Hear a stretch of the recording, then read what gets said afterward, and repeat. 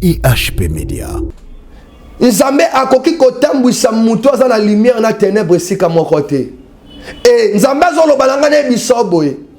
Nzambe azokabwanisa yo na bato misusu na kati ya famille.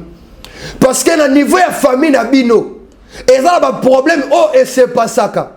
Bolingo ezate, boyokani ezate, balingi avancement na bino te. Mais Nzambe lobi et comme moment à séparer lumière na ténèbres, bateau baza ténèbres, eza bateau babundisaka yo, eza hôtel et telema, na niveau ya famille na yo, na niveau ya vie na yo, na lobaka premier hôtel était la vie ya mutu, eza ba hôtel familial. IHP Media. Yango makamune zo simbate, bazwa elongo na batia masque de VS, yo mubali akoyaka te, yo mwasa koyaka te, bana bakoya te, mariage koya te.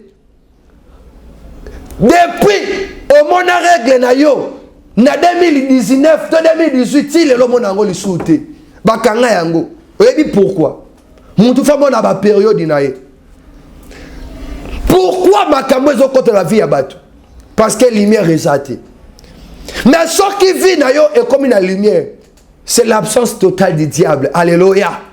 IHP Media, la chaîne qui vous édifie.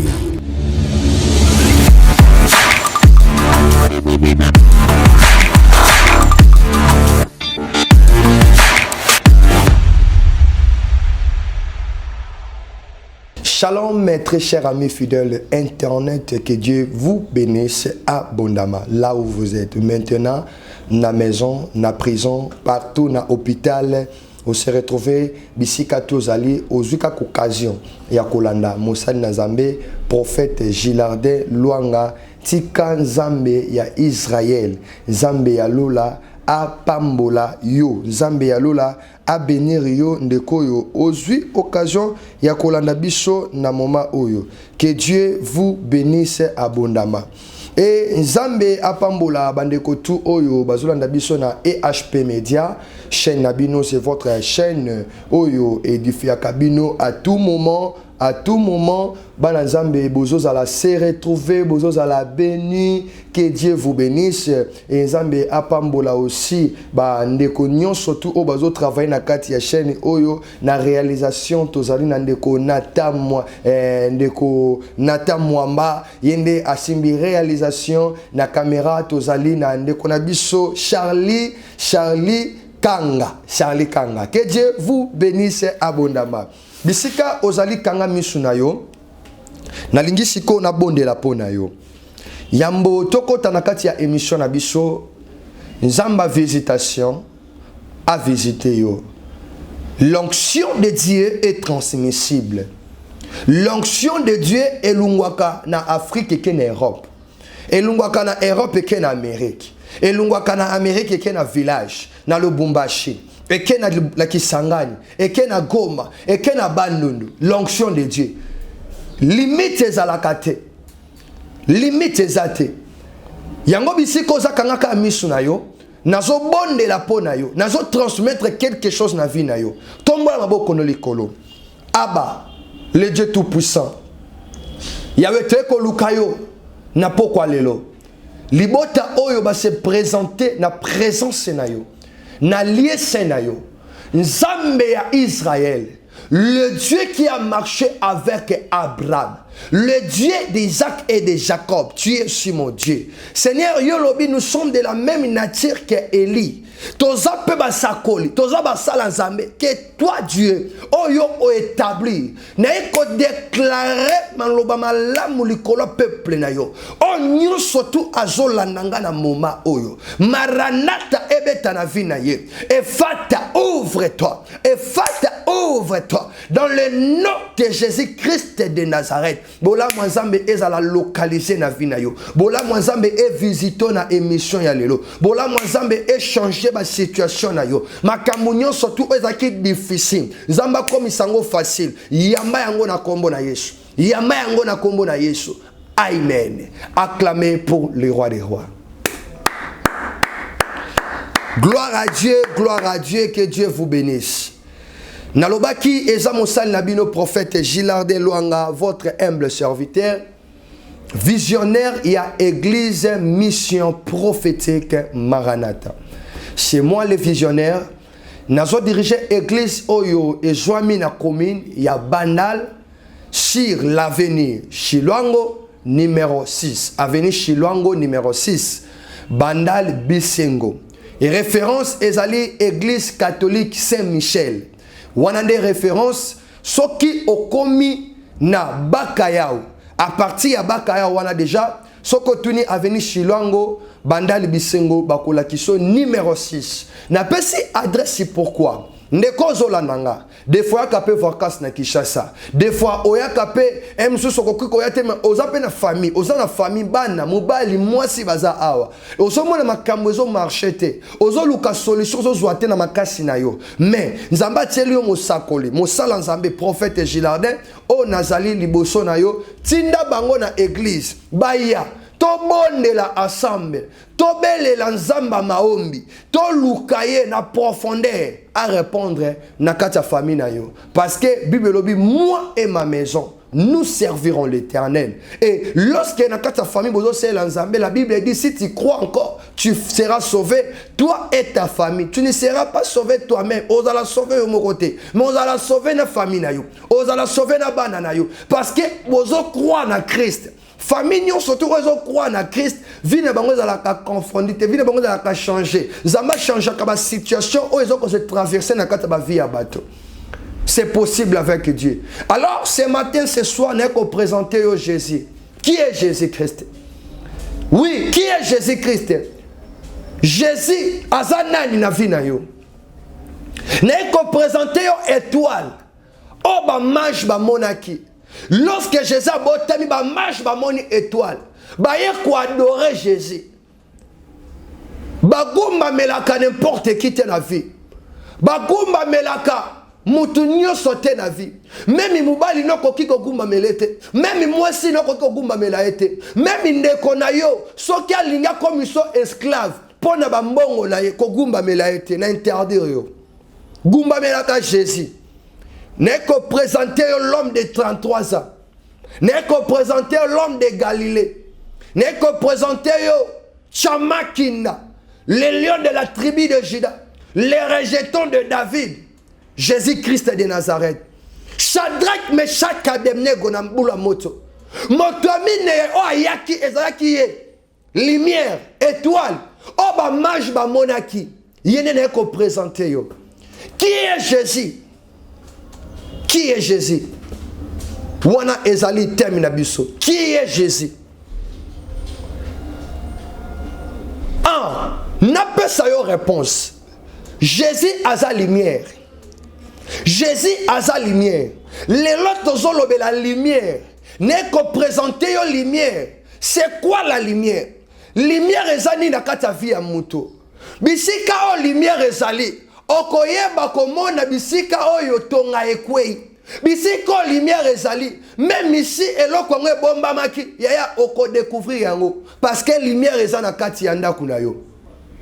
Mais ezala batu misusu na vie lumière ezate. Lumière ezate. Mais neko présenter aux lumière. Tozui Bible na biso rapidement. Tozui mukanda tofongoli ba Bible na biso bisika tu bozali tolingi siko totanga Bible. Tozui Matthieu chapitre 5 le verset 14 jusqu'à 16. Matthieu chapitre 5. Matthieu chapitre 5. Matthieu chapitre 5 verset 14. Le verset 14 jusqu'à 16. Je lis la parole de Dieu. Vous êtes la lumière du monde. Quand une ville est construite sur une montagne, elle ne peut pas être cachée. Est-ce que vous comprenez? Vous êtes la lumière du monde. Quand une ville est construite sur une montagne, elle ne peut pas être cachée. Mais c'est quand la lumière est ça. Bible lobi boy. Soit qui lumière. Vous êtes lumière du monde. Mais c'est quand la lumière est tongami. bisika o lumière etongami, bisika o lumière ezali. Eza lokola etongami na ville moko likolo ya montagne. Mutu aza likolo ya montagne, aza mutu oyo amonaka musika. Mutu aza likolo ya montagne, aza capable de détecter makambo eza ko se passer na se. Ya koyeba. Parce que oza likolo. Mais Bible lobi boye. Quand une ville est construite sur une montagne, elle ne peut pas être cachée. Et kobomba maté. Parce que otongami likolo ya montagne. Bayebi ndaku moko ezalaka likolo. Parce que mututu so azana se amona yo. Mututu azo découvrir ango directement. Et koki kozala cachette. Le verset 15. Et quand on allume une lampe, ce n'est pas pour la mettre sous un seau. Au contraire, on la met bien à haut. Et elle brille pour tous ceux qui sont dans la maison. Alléluia. Le verset 16. De la même façon, votre lumière doit briller devant tout le monde. Alors les autres verront le bien que vous faites. Ils pourront chanter la gloire de votre Père qui est dans le ciel. Acclamez pour le roi des rois. Peuple de Dieu, écoute-moi. Mutoyo atongi ndaku na ye likolo ya montagne. Et koki kozala cachette. Pourquoi vie na yo eza caché quelque part? Pourquoi ma situation makamuno ezo marché te? Parce que ba caché, ba bombi mariage na yo, ba bombi bana na yo, ba bombi élévation na yo quelque part. Mais ce soir, n'est comme présenter Jésus-Christ qui est la lumière du monde. Ya lobi mutoyo atongi ndaku na ye ville o etongami likolo ya montagne e koki kozala cachette. Par là na lingina lobanine mutoyo atongami likolo ya montagne c'est que aza lumière. Okoki kozala cachette parce que lumière eza na vie na yo. Bible ezoloba na biso boye, ezoloba na biso boya na Genèse chapitre. Na Genèse Bible lobi boye. Dans le chapitre 1, le verset 2. La terre était informe et vide. Il y avait des ténèbres à la surface de l'abîme. Et l'Esprit de Dieu se mouvait au-dessus des eaux. Dieu dit que la lumière soit. Et la lumière fit. Alléluia. Et Dieu sépara la lumière d'avec le ténèbre. Ténèbres et coquilles qu'on marchait ensemble. Na lumière te. Ténèbres ne régneront plus jamais na vie na yo. Ténèbres ne régneront plus jamais. Si quand ça m'a changé ma kamba vie na yo. Na koti si lumière na kati ya vie na yo. Lumière est kota na kati ya bomo na yo. Tozui Psaume chapitre 119, le verset 105. Psaume chapitre 119, le verset 105. Nous lisons la parole de Dieu. Ta parole est une lampe qui éclaire mes pas, une lumière sur ma route. Alléluia. La parole de Dieu est capable de changer. Bible lobi boye, mutu aza na lumière. Nzela na ye ekozala éclairé. Mutu aza na lumière, vie na ye ekozala na pole. Vie na ye ekozala malamu parce que lumière muto zotamwa na kati ya lumière. Nzambe ya liboso alobi ako éclairer vie na yo. Ta parole de Dieu est une lampe qui éclaire mes pas. Donc eza lumière, eza lampe o éclaira kanzela na yo. Bible lobi Jésus il est asa chemin, vérité et vie. Muto zotamwisa vie na chemin ya Jésus lumière ezakati na ye. Mutoyo azotamwisa vie na ye na vérité lumière ezakati na ye.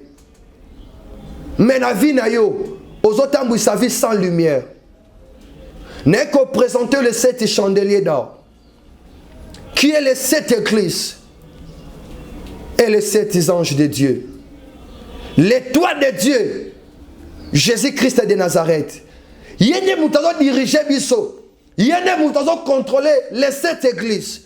Penaba ange naye. Église Esayo. Église Esayo. Église Ezalio. N'est qu'on présenter Jésus. Yo zo landanga. Na vie na yo ozo luka solution zo zoate parce que lumière ezate. Na vie na yo lumière moye kote ezate parce que na nous pose une décision ko abandonner ba péché chérité. Muto vie na ye eza na kati ya lumière té. Yeba pe makambuno e ko marcher té. Makambuno ko simba té. La Bible dit ceci, Jésus-Christ, il est la lumière du monde. Mouton vit dans la lumière. Ténèbres ko renyete. Nzambe akoki ko tambwisa mouton dans la lumière na ténèbres sika moko te. Et nzambe zo balanga ne biso boye. Nzambe zo kabwanisa yo na batu misusu na kati ya famille. Parce que na niveau ya famille na bino, eza ba problème et c'est pas ça ka. Bolingo ezate. Boyoka nezate. Balingi avancement na binote. Mais nzamba lobi et comme un moment à séparer lumière na ténèbres. Bato baza ténèbres. Eza bato babundisaka yo. Eza hôtel et telema. Na niveau ya famille na yo. Na niveau ya vie na yo. Na lobaka premier hôtel était la vie ya mutu. Eza ba hôtel familial. Eza ténèbres. Bible zolo baboya. Les Égyptiens, oh bozomona, les Égyptiens que vous voyerez aujourd'hui, vous ne les verrez plus jamais. Vous ne les verrez plus jamais. N'est koloba siko parole prophétique na vie na yo. N'est koloba parole prophétique na bo moina yo. Omoni ane oyo ekosila te. Ozomona lobo kwa Nzambe. Ane oyo ekosila te ozo vivre bola Nzambe na kati ya vie na yo. Ane oyo ekosila te ozo mona restauration totale na kati ya vie na yo. Loba amen place ozali na avancer. Bisiko za loba nga amen ke na avancer. O vivre bolamu na Nzambe na kati ya bongo na yo. Pe ozo mona yango. Ozo mona yango sikoyo. Et comme moment o Nzambe abanda siko ko sala na yo. Et comme moment o Nzambe a changé ba situation ya vie na yo. Et comme moment o Nzambe a salelo makamba minene, makamba minene. Makamba minene omona yango. Alléluia. To komo ke na biso na suka. Na présenta ki yo Jésus na kati ya vie na yo. Balobi moi o to koti eza moi o bandoki ba operaka. Tala ndoki operaka na décembre te hein. Ndoki bloka batuka na décembre te. Dans ce qui yo o sambelaka pour na décembre na lobi na yo. Oh, ça l'erreur est grave. On a fait une erreur moins grave. Ce qu'on bon de la carte pour finir, pour qu'il y ait un boutou, oh ça la erreur. Mais tout bon de là, pour la cause à l'icolo. La Bible dit ceci, cherchez premièrement le royaume de Dieu et la justice, tout le reste vous sera donné par-dessus. Lucas s'est converti, oh bon, on l'a mouté, mais on a présenté une lumière. Quand il s'est lumière dans la famille, quand il s'est lumière dans misala na yo, quand il s'est lumière dans ndaku na yo, yo osalaka, oswaka mbongo, mais mbongo wana e mbongo ba projeter, mbongo wana o réaliser makambo malamu te. Parce que ténèbres ça. O remarquate so zimbongo fo bala babela o kaka. O remarquate so zimbongo fo ba kambu mobo e brisque. E zimbongo wana pou ekei. Wa esili. Esili. Ah, ténèbres. Ténèbres, bisike ça elingaka avancement mutute. Bisika ténèbres ça jalousie zali, haine zali, lukute zali, lokose zali, kimoyibe zali, kinoke zali. Tala benganga na numéro na opesa. Lukole kana consultation prophétique. Oye ba vie na yo. Oyo kanzambe na zela prophétie. Oye ba réalité ça qu'on s'est passé na vie na yo. Des faux ndoki.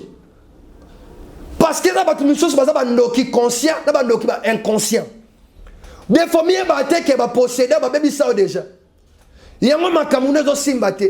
Ba joie elongna ba tia masque de VS. Yo mubali akoyaka te. Yo mwasi akoyaka te. Bana bakoya te. Mariage koya te. Depuis au mona règle na yo na 2019 to 2018 il lo mona ngo lisuté. Bakanga yango. Oyebi pourquoi? Muntu fa mona ba période nae. Pourquoi makambo zo côté la vie ya bato?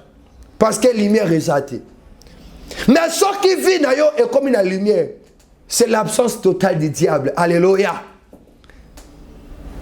Ce qui vit na yo lumière est côté. Ténèbres corrégner les sous. Tes ténèbres ne régneront plus jamais dans ta vie na yo. Tombo la maboko place aux ali. Avant ça là, parole prophétique oyo. Na lingi na yo kaka tout simplement ozwa liboso mai bisika ozali. Wana ya liboso. Ozwi mai. Yami balé, je l'angaka huile d'olive. C'est biblique. Bible lobi, quelqu'un parmi vous est-il dans la souffrance? Jacques chapitre 5, le verset 13 jusqu'à 15. Tangango. Quelqu'un parmi vous est-il malade? Qu'il prie. Amen. Si quelqu'un est-il malade, qu'il appelle les anciens des églises, que les anciens prient pour lui, loignez d'huile au nom du Seigneur Jésus-Christ de Nazareth. Zoa maï, zoa huile d'olive, zoa biloko wana kamibale. Après parole prophétique, oh, non bon de la pona maï wana huile wana. Yokangai, après kobon de la ponango, ozoa huile wana maï wana, na ko expliquer façon ni ko selango. Après prière. J'espère que déjà osui rapidement, osui yango ye ozolandanga. Tozo ça la parole prophétique maintenant. Pona année oyo. Nenyezo sila. Okota na saison de gloire. Okota na destinée na yo. Na lingi sikona memo na destinée. Yokangai. Tu es destiné à la gloire et non à la honte. Place oza olobaka amen. Tu peux commencer petit, tu finiras grand. Amen. Tu es destiné à la gloire et non à l'humiliation. Alléluia. Ton lieu de départ ne correspond pas à ton lieu d'arrivée. Jamais. Je dis bien jamais. Jamais. Ta position du début n'est pas celle de la fin. Nengo bandaki na janvier osukamala munanzambe. Les souffrances que tu vis ne correspondent même pas à la gloire qui t'attend. Ne correspondent même pas. Même pas qui t'attend. Les épreuves ne sont que passage vers la gloire. Vers la gloire de ta vie. Dieu veut imposer les respects sur ta personne. N'arrêtez pas de croire. La gloire est juste en train de venir vers toi. Dieu t'a appelé pour des grandes choses et non pour des petites choses. La gloire de Dieu est ta destination finale. Que personne ne te juge par rapport à tes débuts, car tu arriveras à atteindre le sommet de la gloire. Décourager le découragement dans ta vie. La persévérance, tu es destiné à gagner et non à perdre. Ton ennemi a gagné juste une bataille, mais pas la guerre. Tu as été créé pour Dieu et non pour le péché et pour le diable. Venez apprendre les sons montés. Venez apprendre à la famille na ote. Jamais. Les lobes ont tika yo. Nalobi les lobes ont tika yo. Name of Jesus. Name of Jesus. Yamba siko parole o. Cette semaine est ta semaine. 7 mois est ton mois. Cette année est ton année. Parole prophétique. Na boneli pona mai. Ramande ke shayaba. Re yamazi yaba broseke. Éternel est Dieu des esprits du prophète. La Bible dit, confiez-vous à l'Éternel, vous serez affermis à mes serviteurs. Peuple no ba tosi on alobi na bango bazui mai pe na huile d'olive. Miracle yango ekoti siko na kata mai na huile d'olive. Baka résistance. Baka résistance. oyo etelema na vie na yo obondela ozwa solution te oluka nzambe na bafaçon te ozwa solution te ekomi moma ya efate ekota na vie na yo. Ouvre-toi, yamba miracle siko, na transmettre quelque chose na kata mai wana, na transmettre quelque chose na kata uili wana. Ndenge o sale lango, o mona malade zo kima na nzoto na yo. Ndenge zo sale lango, eza bénédiction po na yo. Ndenge zo sale lango, eza solution po na vie na yo. Yango ne koti. Au nom de Jésus. Au nom de Jésus. Au nom de Jésus, na transmettre souffle moussous na kata maywana. Na transmettre souffle moussous na kata uilwana. Et ça la transformer maintenant. Name of Jesus. Amen. Est-ce que tu peux acclamer pour le Seigneur? Alléluia. Tous qui voient ma casse. Tous qui likolo. Parce que tous ville où est ton ami likolo montagne. Parce que ville où est ton ami likolo montagne et cause à la cachette. Que Dieu vous bénisse. Yo kasiko ndengo utiliser mai o. Mai wana soko zwa kezaki na verre. Ou bien na mulanga 1 litre. Papa soko zwa ta mulangi bidon munene zwa o réservé. Eza solution pour na vie na yo. Eza solution pour na vie na yo.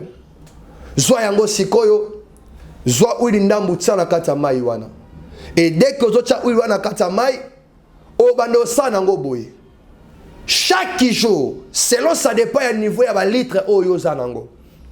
Chaque jour, zoaka maiwana melaka yango avant ya kobima, avant lala. Zoa maiwana mela. Les jours ekosila esili. Mais soke sili obenginga lisoso na numéro nazo pesa na orienter yo ndenge ni tokokota ba prière. Yo za na besoin oyo ka prophétie, ole kana consultation prophétique. Benga prophète Gilardin na ko bonde la pepo na yo pour ko témoigner bola Nzambe. Numéro de téléphone eza plus 243 85 19 80 600 plus 243 85 19 80 600. Wana eza numéro ya WhatsApp ya prophète Gilardin. Je suis disponible 24 sur 24 pour na yo, pour na ba problème na yo na bonde la pona. Oza na difficulté, oza na problème moko za difficile. Oluka ka solution zo akate. Na lobi Nzambe nanga aza na bomoi. Essayez pe omo na loboko Nzambe. Que Dieu vous bénisse abondamment. Bye bye. IHP Media, la chaîne qui vous édifie.